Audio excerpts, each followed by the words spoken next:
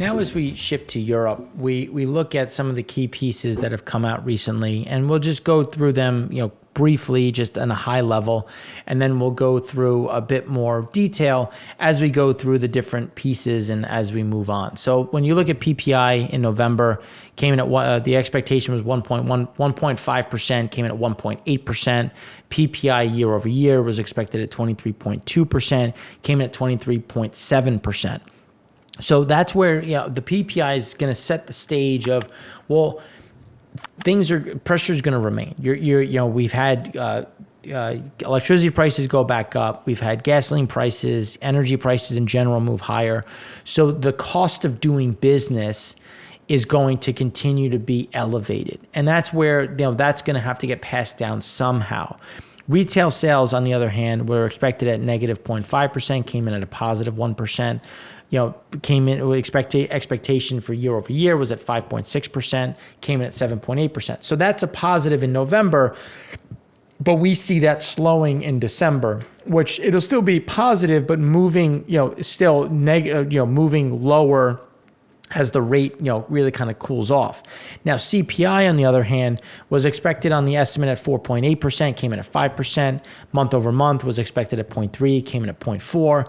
Core expected at 2.5, came in at 2.6%. So again, PPI going up, CPI following suit, again, leading to those additional pressures on the retail side. This also hit consumer confidence, which was still at negative 8.3%. Economic confidence, which dipped a bit to 115.3 versus the expectations of 116. Industrial confidence, right in the kind of wheelhouse that we've been at. But the services confidence is the problem. And that's leading back to retail. That's leading to the consumer, where services confidence was expected at 16.1, came in at 11.2. And that's where we continue to see some of this overhang, and we see some of the problems that we think are going to come to light as we progress through December into January and February. And Omicron just hits activity, and you just see a little bit less happening. And while prices continue to go up, now industrial production on different fronts was expected at 0.3, came in at 2.3, was expected at 0.8, came in at negative 1.5. So a bit of a mixed bag, but still a net positive based on kind of where things were expected, which again also slowed as we go into December. So then when we look at this on the chart to get an idea of, well, where are things going? Where's the rate of change? And PPI rate of change is normalized, but still is going to remain elevated based on where exports are coming in, what the cost of doing business is on the imports, on the input side, which is why the PPI is just drifting up and continuing to take out set new all-time highs. Then when you look at the inflation front coming in at 5%, the pace has slowed, but you're still getting a lot of this buffering and again, keeping things elevated and driving them higher, hurting the underlying consumer because the consumer was never really that strong in Europe. It has gotten better, but still not to the levels it really needs to be to see some of this getting improving. So then when you look at, well, what are some of the issues that they've seen, and the median time in ports for container ships in the first half of 2021, if you look at Germany, France, US, Belgium, you're looking at all of these pressure points, which it's well over where it typically is. And this is in the first half of 2021. And we know it got worse in the second half. So that's also leading into where these prices are, what the pressure is going to continue to be, and why this isn't going away anytime soon. Because it's not just one country. Because say, for an example, something has to go from China to Germany, then from Germany to the US. Well, each piece has its own delays, which is why you get this extrapolated issue that continues to not only increase, delays and transit times, but also price. Then when you look at the Euro area industrial production, supplier delivery times, and inventories, you're looking at production, again, coming down, flatlining, still under pressure, while PMI supplier deliveries, still a problem, inventories, still a problem. So you're not getting this kind of balancing act. Instead, you're seeing industrial production come under pressure, still in growth, But these are the reasons. The other three pieces are going to keep those prices elevated, which is why PPI is going to remain a sticky problem. Then when you look at inventories relative to production, inventories are still deeply negative and creating these broad shortfalls that are not going away anytime soon, also leading to those price increases, also leading to those pressure points that then get passed on to the consumer. And this is why we continue to see some of these underlying problems continue to arise and remain within the European theater. So then when we take that to the next level and look at the contribution from supply bottleneck shocks on Euro area industrial production in PMI, they haven't gotten better. They have not stopped getting worse, but they haven't improved. And that continues to feed down on the underlying pressure point.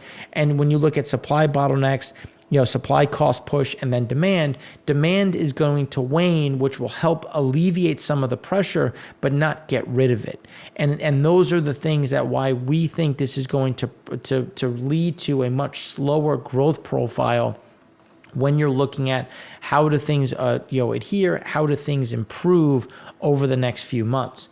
Then when we look at the unemployment rates, the unemployment rates have continued to improve and getting to a better level, but the wages aren't keeping pace, which is why the cost of living continues to be an underlying problem, and we remain concerned on where this is going to shake out over the next few months.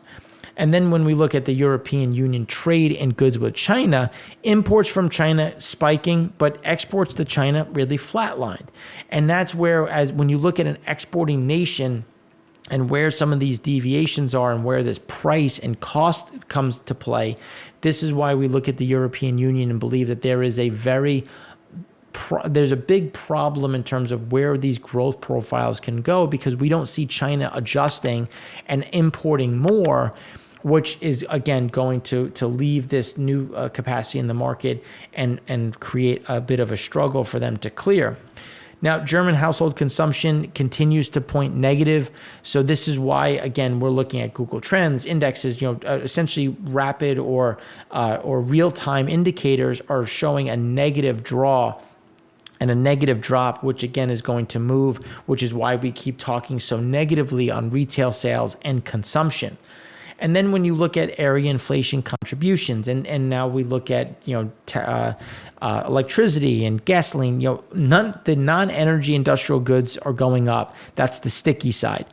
But when you look at energy in general, it's not getting any better. It's either staying flat or getting worse, which is why that inflation contribution is going to remain a problem and put pressure on the euro area in terms of how are they going to be able to manage and grow, given they weren't in a very strong footing prior to COVID. Then, speaking to what we talked about with Germany, now Google trips to retail and recreation and Eurozone retail sales. This is why, as we come into, and when we said in the very beginning, giving that high level summary, we are negative on where retail sales and consumption is going to go, because you get this big drop off. This is, again, going to be an anchor kind of pulling down some of this economic growth. Then when we flip and we just look specifically at the countries, German factory orders were expected at 2.3%, came in at 3.7%. That is a net positive, something that we see improving. Construction getting a bit better, still in contraction, expected, came in at 48.2%. We do see that improving a bit, but still remaining in a contractionary footprint, while CPI continues to grow, expected at 4%, 0.4%, came in at 0.5%. Year over year, expected at 5.1%, came in at 5.3%. Again, all the negative side. And then industrial production was expected at 1%, came in at negative 0.2%. Industrial year over year was expected at negative 0.8, came in at negative 2.4. These are all, again, those issues when you look at trade balance, when you look at flows. Germany remains, I think, the concern that we've been having over the near term. Exports month over month were expected at negative 0.2, came in at positive 1.7%. Imports were expected at negative 1.3%, came in at 3.3%. So that leads to that December, we should get a decent export number. And whether that falls in December or January, that just shows that that is going to be a bright spot, especially when you factor in the factory orders and the industrial production. We should start to see some of that move through, but it's going to be weighted, and then when you look at the leading indicators, it's going to fall back down. Wholesale price index, kind of held firm with where they were previously, with coming in at an increase of 0.2%, and then the year over year at 16.1%, again, driving some of that cost down to the consumer. Then you look at German inflation coming in right around schedule and just kind of holding firm. While German factory orders look okay, it's important to look at, they're just back to kind of pre-COVID levels and still off the highs. So still, even though they're better, we're not seeing this huge drum up of new economic growth. Then when you look at industrial production, it continues to be on a negative trend. And to be clear, look at where it was in 2017, 2018, 2019. This is not a COVID issue. The negative move has been there well before COVID ever got onto the continent. So then when we look at France, consumer spending remained robust in November, but we know it dips in December. Then when we look at industrial production, expected at 0.5, came in at negative 0.4. That's something that we know continued, again, being at a sluggish rate in December. Manufacturing production, similar.